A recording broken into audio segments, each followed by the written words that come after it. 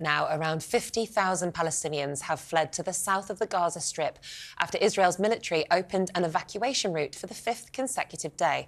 But Hamas-run authorities said on Wednesday that Israeli airstrikes have killed more than 100 people in the southern Gaza Strip in the past 24 hours. In the US, National Security Advisor John Kirby has been speaking about what will happen to Gaza after the conflict is over. Prime Minister Netanyahu talked about an indefinite period where they would be on the ground. I think he was referring to the fact that in the immediate aftermath of conflict, it's certainly plausible that for at least some period of time, Israeli Defense Forces are still going to be in Gaza to manage the immediate aftermath and the security situation. But that nothing's changed about our view that shouldn't be the long-term solution, that it shouldn't be about an IDF reoccupation of Gaza as a long-term governance solution. Well, joining us now in the studio is Chief Executive of the New Israel Fund UK, David Davidi Brown. David, this conflict has really sent shockwaves across the world, hasn't it? Yes, it has. It's been a harrowing period of time ever since the atrocities on the 7th of October and then the devastation and death we're seeing now every day in Gaza. I think for people who are living there, and I work with Israelis and Palestinians, this has been probably one of the hardest months, I think, in decades.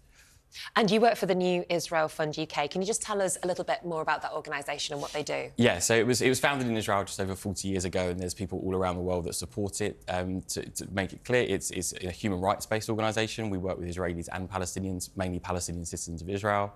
We're committed to democracy and equality. And actually, for most of this year, our work has been up until October 6th about the other crisis that's been going on in Israel around attempts to undermine the rule of law.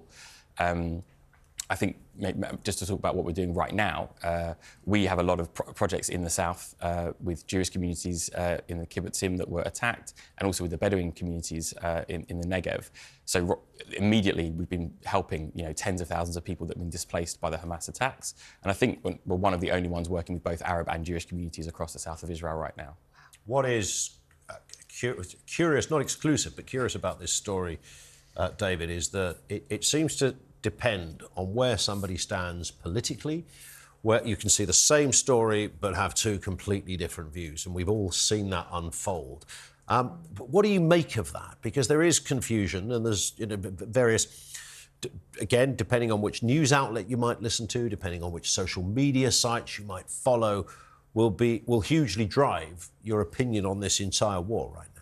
Yes, as you might imagine, given the way I describe my work, most of the Israelis and the Jewish and Palestinian citizens of Israel that I work with are on the left in Israeli politics, and they've been quite shocked by the reaction of the global left. And actually, they've issued statements, and the way that some people seem to either celebrate or justify or excuse the atrocities by Hamas. So from that type of perspective, they've been very upset with that.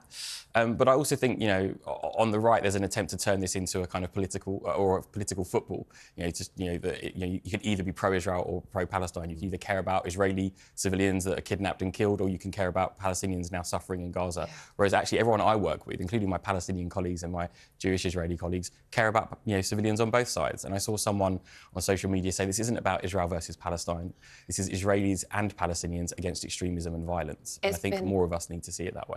Devastating to see this kind of footballification of conflict. It's not a black and white situation, and I would like to think, perhaps I'm naive, that the majority of people would care about a life on either side. But as you've just said, and I'm somebody who's politically more on the left, I've been devastated to see people justifying terror attacks, just as I've been devastated to see people on the other side seemingly not care about the response. But what does happen next? Because obviously what happened on October the 7th was just absolutely horrendous. But I suppose people are seeing a continued bombing of people in Gaza and don't really know what to do about it or how to feel about it.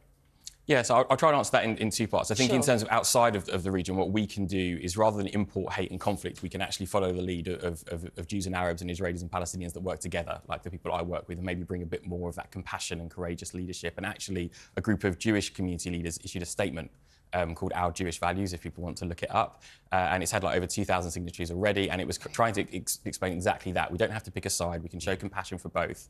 But maybe one of the criticisms of that is we haven't taken a particular position on, say, a ceasefire or not.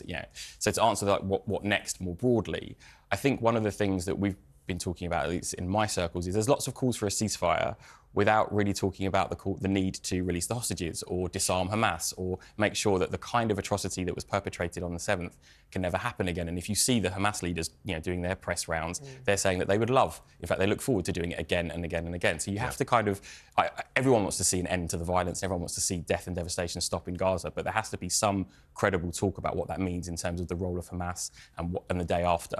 And we can't go back to what it was on the 6th, where there's the capacity to do that. In terms, David, of analysing war, if you like, it's often said, as difficult as it is, you have to kind of remove sentiment. You have to look outside of the humanitarian side of it. If you didn't do that, you'd look at every war that's ever happened, even ones that had a positive result, etc.